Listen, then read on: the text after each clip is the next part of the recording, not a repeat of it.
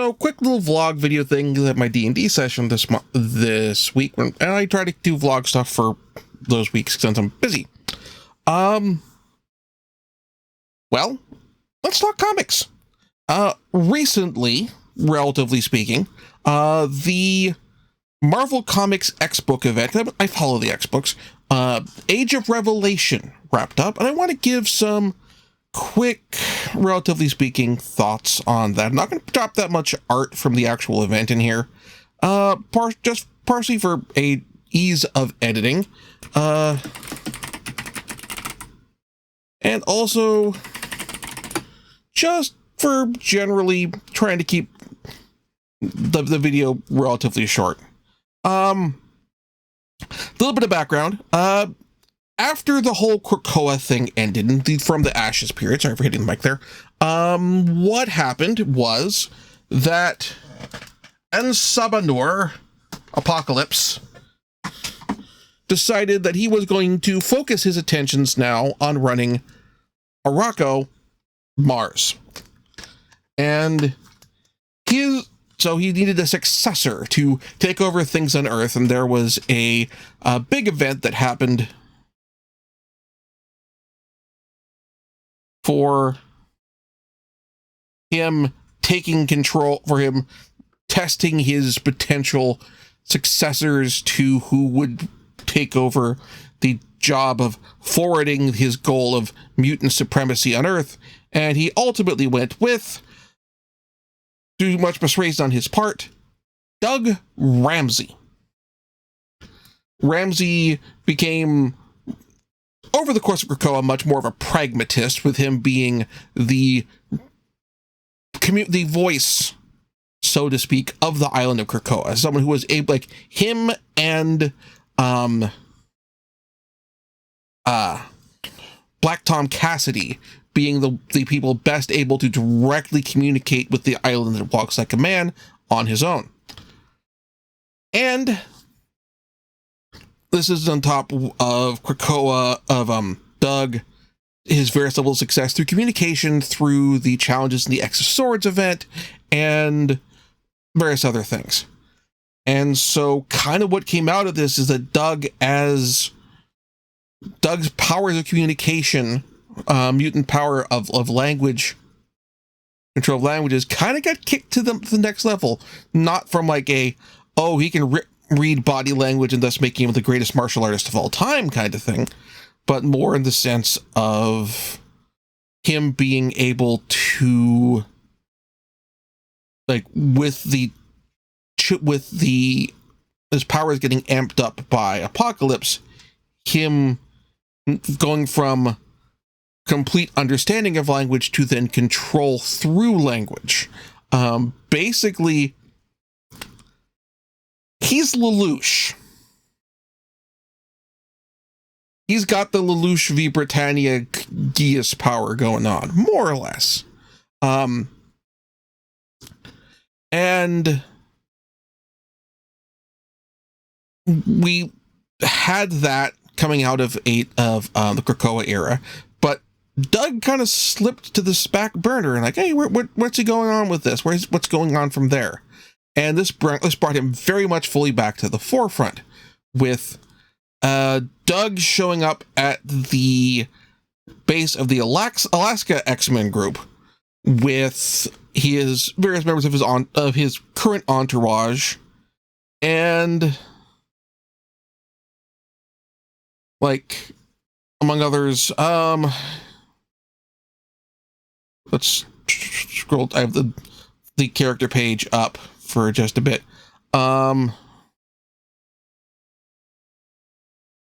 Just to remind myself of a couple people, of his wife, whose name just fell out of my head all of a sudden, and a few other members of Entourage, and then all of a sudden, in this moment,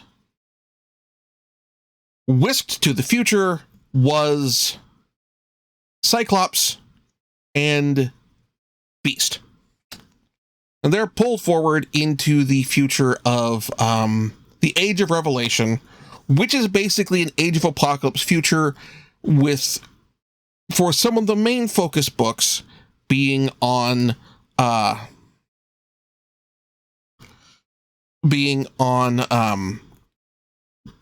well, Cyclops and Beast in the Amazing X-Men book, which currently took the place of this adjectiveless X-Men. And with other books getting redone and a few new books being launched, for example, like we have Exceptional X-Men getting replaced with Expatriate X-Men. We had Laura Kinney Wolverine replaced by Laura Kinney Sabretooth, Phoenix replaced by Binary, Unbreakable X-Men replacing Uncanny X-Men, and then a bunch of new books. X-Men Age of Revelation, Omega Kids, The Last Wolverine, with X-Avengers, Radioactive Spider-Man, Undeadpool, Cloak or Dagger, Iron and Frost, Sinister's 6, Long Shots, and World of Revelation. So let's go over these real quick, the ones I like. So the main X books that are replaced, that carry over with the name change, probably like the ones that have X-Men in the title, Amazing and Unbreakable, are absolutely the strongest ones of the book. They basically are the core. Amazing X-Men, like the core thrust of the series is like the bookend issues, and then or the bookend issues, and then that series. You can probably, with just those, you can probably get the whole series more or less, the whole story more or less there. Useful additional information is covered in Book of Revelation and in Laura Kinney's Sabretooth. Stuff from those carries over, like fleshes out plot elements leading into the events of the conclusion. A lot of these don't tie in, though, in the same ways, but they still have interesting stories. Of those, like, the best I would honestly say is Unbreakable X-Men. I'm a real big fan of what Gail Simone's been doing on that book, and her getting to work with those characters in this way is really, really well done. Particularly with how they incorporate the new X-Men characters, particularly what they do with Death Dream and Calico and Ember. Was really, really nicely done. Like, honestly, like, I frankly like Deathstream as a character in terms of the just dropping this, like, having one of our main characters just be this kind of shy goth boy who cannot be killed and is in touch with the spirits of the dead. Is like, he's a really great character. I dropped the quote here from Brooklyn Nine-Nine if anything happening to him, I'd kill everyone in this room and then myself. But that doesn't apply to Deathstream, because death sticks with him about as well as it sticks with Wolverine. So there's that. So, like, that's great. Also, like, everything that's been going on with Gambit with the 2024 X-Men has also been fantastic. Like, all in all, really great book. I'm enjoying those two books a lot. I bummed that Exceptional X-Men just kind of ended. I don't know if it's going to be coming back in any meaningful form after Age of Apocalypse. So, I mean, like, it's not on the solicits list, but also, like, are they planning on doing a retool or anything like that? And I'm not seeing anything to that effect, which is a bummer. Rogue Storm was interesting, particularly in a context of Storm the mythic storm god stuff that's been going on in Storm's solo book, and developing that further, what in ways that can lead into the core book, the main book, once the event has ended, but still tells, like, seed some ideas for, like, hey, this is stuff that can come up further down the road. So that was really well done. And then, like, the rest of this, like, Omega Kids is Quentin Quire getting punked in the bad way, bad/dumb way. With the Spider-Man book is not great. The Deadpool book wasn't great. Iron and Frost, not great. Like, a lot of these are like leading into a straight bad downer ending. Last Wolverine was interesting because it brought back, I gotta put this, it brought back the Wendigo character who was from the earlier Wolverine book. That said, like, look, the Canadian indigenous populations from which that particular story are from don't like it when you use the name, and I'd always kind of once I started hearing this a bunch of times from various sources, I'm like, maybe we can retire this character. It's kind of a C-list Hulk villain, or give them a different code name, and we don't really get that here, which kind of like. Nice we get something different from that. Like, that's kind of the core problem, is the rest of this series could be better, but it's not. And that kind of sucks. I would have liked just having, like, a basic story, not a basic story, but like I would rather it didn't take over the whole line, is how I would put it. There's enough that is, like, while fleshing out some of the external universe stuff is fine. All things considered, I think if they kept the focus on what Scott and Beast were up to, that would have been wonderful. Or having, if you want to continue with carry over the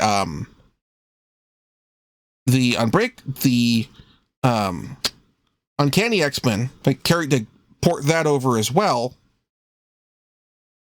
then have somebody involved with this also try to bring over Gambit and Nightcrawler, for example. Or if not Gambit and Nightcrawler, or have Death Dream bring in Gambit, or so like, hey, I can only bring one of you. I'm going to bring Gambit in, and we don't really get that either. like, because that would lead to an interesting spot where, like, hey, we have these two other we have this other group of characters who now also is aware of this potential future and potentially has a reason to not trust Revelation if Revelation reaches out to them next, or something like that. And all, like, of the ancillary books, the ones that I think are worth picking up, again, like, X-Vengers is interesting and kind of fun with the team that's involved, but a lot of these are characters getting picked off one by one because it's a mini-series in a dystopian future, so we got to kill off somebody, and by somebody, I mean everybody. It's the other kind of bummer there. Like, I've read Age of Apocalypse. Age of Apocalypse kills off its own fair number of characters, but it doesn't feel as Death March as this, which I think is the thing. Whereas this is like, oh, it's an alternate universe. We can kill off characters with impunity, and not have to worry about the fact that once we hit the reset button and go back to the the main 616, that they're that Glob Herman's going to be dead now, for example.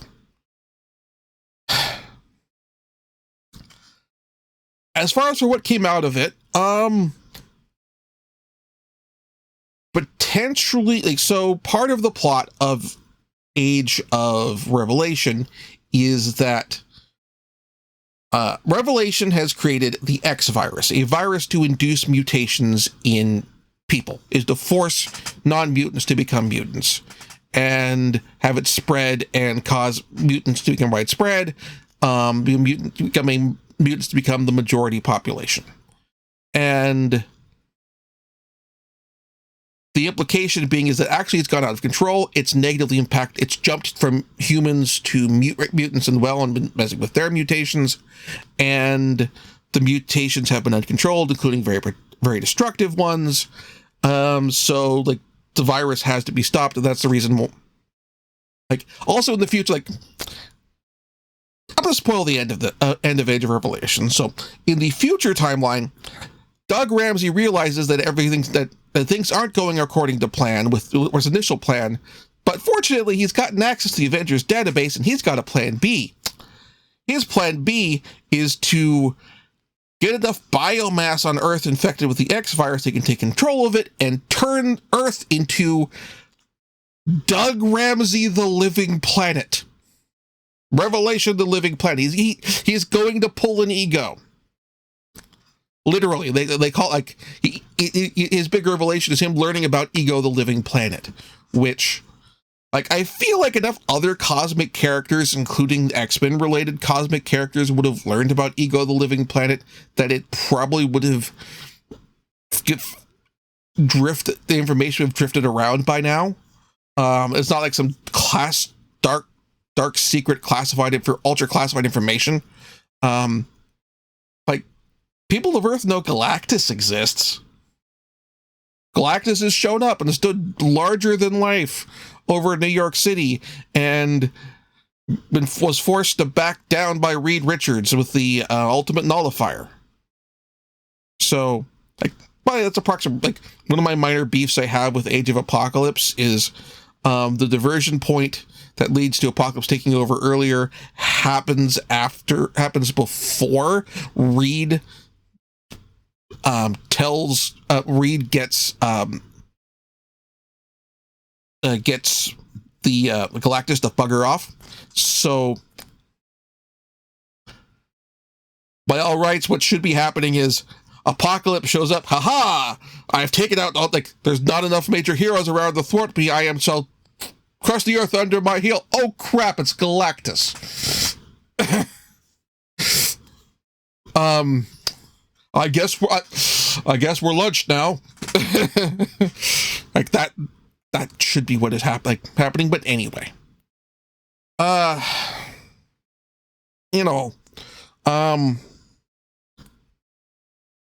the story, I can't say not to like it. Not saying the story has no contributions or repercussions on future ongoing stories, because both now Scott and Beast. Oh, here's the other note: is the big twist reveal that happens when we get back, when we're in the when the event is over, is that the Beast that got whisked to the future isn't the Beast who's hanging out with Cyclops teams, which is the Beast created from backup genetic and mental data from from when Beast was hanging with the Avengers and was generally more chill. The Beast got back to the future is dark/evil is new Dark Beast, who was working with who was the spy master bad guy who went rogue with on Krakoa and was missing, presumed killed, but no, in fact, is still alive. So with that, and so now that Beast has the information on the X virus, and he's the leader of the bad guys who the Alaska team who's been running into. We've since learned, and it's since revealed, like the very next issue after this, that also Cassandra Nova's on this team, because Beast's going to trust the guy or the gal who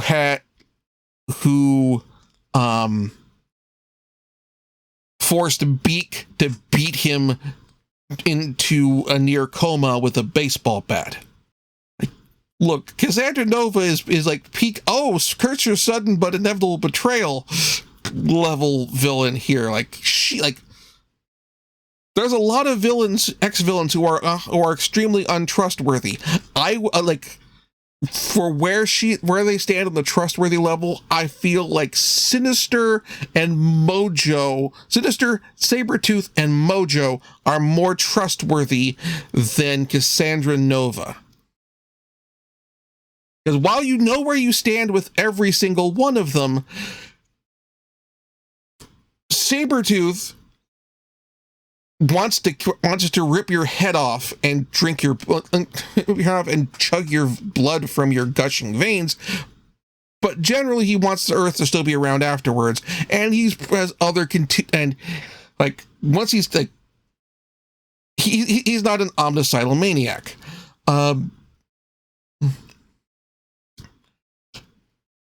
Freaking Sinister wants to control everything and use the universe as his science experiment. But generally, he wants the universe to continue to exist, and there be other people in it to at least because he's vain and egotistical enough. He wants people to appreciate his genius. Speaking of vain and egotistical, Mojo cares about the ratings. And Mojo generally only gets involved in the events of the main universe if ratings are down. If Mojo's ratings are down, then he will have Major Domo and Spiral for some sort of cunning plan to try and boost ratings back up and get for programming in the Mojoverse, and all to the detriment of whatever is going on with the X-Men at this particular time. Or they'll grab a bunch of B-list and C-listers who aren't part of the main plot for this as well. Cassandra Nova, if literally nothing else exists except Cassandra Nova, I don't think she'd care. So, in any case, that's getting ahead of the end of the event. Otherwise, the core stories of the event, absolutely 100% worth, with the larger repercussions that will come out of them, those are worth reading. And of the tie-in books, basically, X-Vengers are good. X-Vengers is good. If you like Mojo stories, Long Shots is good.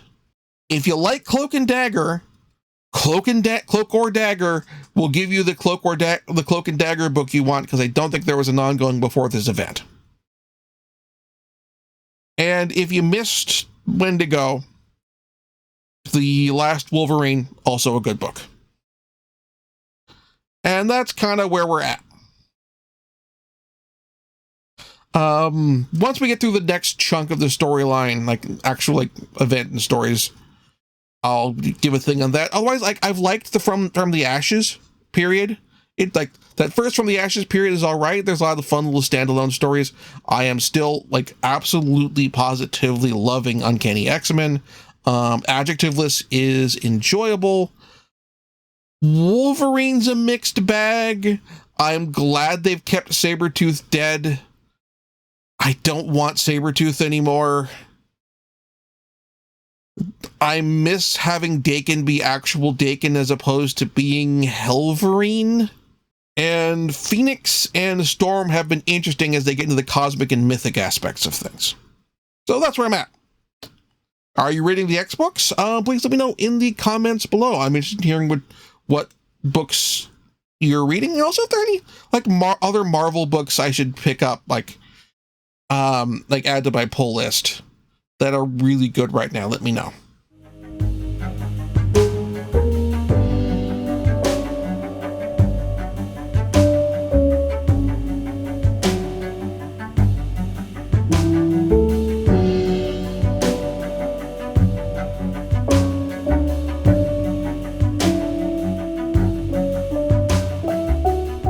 Thank you very much for watching. If you enjoyed the show, please like and subscribe, and also consider backing my Patreon. Patreon backers get episodes up to 1 week early of this show and any future Let's Plays. Also, please consider backing my Ko-fi. Tossing me a few bucks also helps support the show, and it's not a monthly obligation or anything like that.